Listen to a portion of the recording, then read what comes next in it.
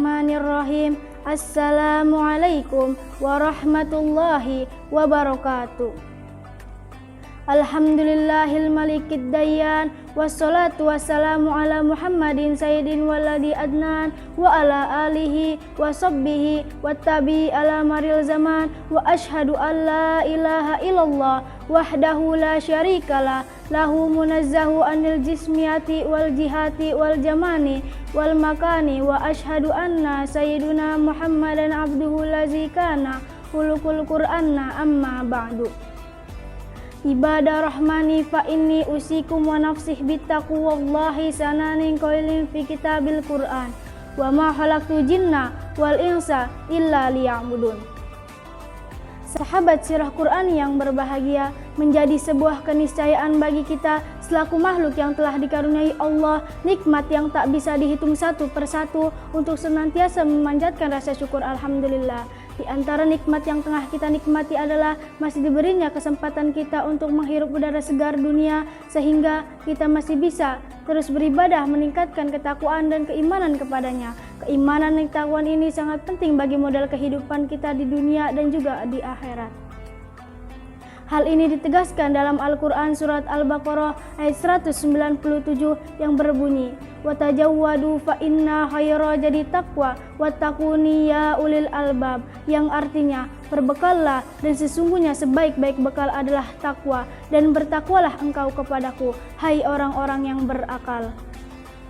Upaya untuk meningkatkan ketakwaan dan keimanan kepada Allah Subhanahu wa Ta'ala ini dapat diwujudkan dengan senantiasa menyadari bahwa Allah lah yang paling berkuasa atas hidup kita. Kita adalah makhluk biasa yang tiada kuasa di hadapan Allah Subhanahu wa Ta'ala. Semua sudah digariskan oleh Allah dan kita tinggal menjalankan tugas utama kita di dunia, yakni beribadah atau menyembah Allah. Allah Subhanahu wa Ta'ala berfirman, "Wa ma khalaqtu jinna wal insa illa liya'budun", yang artinya aku tidak menciptakan jin dan manusia melainkan agar mereka untuk beribadah kepadaku. Az-Zariyah ayat 56 jelas dan tegas bahwa dalam ayat kita manusia harus sadar, tunduk dan merendahkan diri kepada Allah Subhanahu wa Ta'ala. Kita harus menerima segala yang ditakdirkan Allah karena kita dijadikan atas kehendaknya dan diberi rezeki sesuai dengan apa yang telah Ia tentukan. Tak seorang pun yang dapat memberikan manfaat atau mendatangkan mudarat karena kesemuanya adalah dengan kehendak Allah. Ayat ini memuat perintahkan untuk senantiasa mengingat Allah dan memerintahkan kita manusia untuk menyembah Allah Subhanahu wa Ta'ala. Pertanyaannya, seperti apa ibadah yang harus kita lakukan dalam rangka menyembah Allah? Apakah ibadah itu hanya dalam bentuk semisal sholat dan haji? Atau adakah ibadah-ibadah lain yang perlu kita lakukan untuk mewujudkan ketaatan kita kepada Allah Subhanahu wa Ta'ala? Sahabat sirah Quran yang berbahagia, perlu kita ketahui bahwa bentuk dan jenis ibadah terbagi menjadi beberapa macam pembagian tergantung dari aspek apa kita menilainya. Namun secara umum, ibadah dibagi menjadi dua kategori, yakni ibadah mahdoh dan ibadah ghairu mahdoh.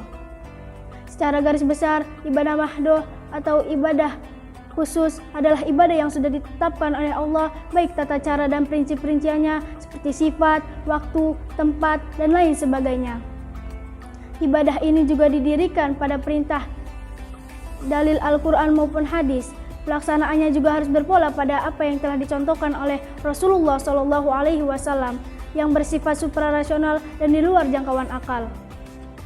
Contoh dari ibadah mahdoh adalah seperti sholat, zakat, puasa, dan haji.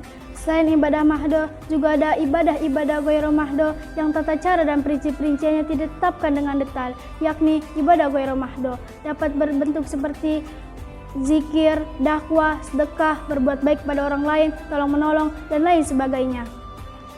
Dari penjelasan ini kita bisa belajar dan menilai bahwa sebenarnya cakupan ibadah di dunia ini sangatlah luas.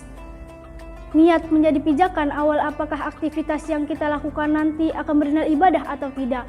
Rasulullah SAW bersabda dalam sebuah hadis riwayat muttafaqun alaih yang berbunyi, "Innamal a'malu binniyati fa innamal likulli imri'in ma nawa", yang artinya sesungguhnya setiap amal disertai dengan niat dan setiap pelaku amal hanyalah mendapat apa yang ia niatkan.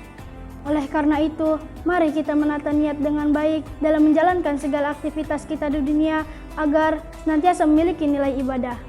Demikian yang saya sampaikan, semoga membawa manfaat untuk Anda semua. Saya Atika Nur Azhari undur diri. Jangan lupa like, share, komen, dan subscribe channel YouTube Darussalam Al-Qur'ani. Mari siram kalbu kita dengan mengaji di Sirah Qur'ani.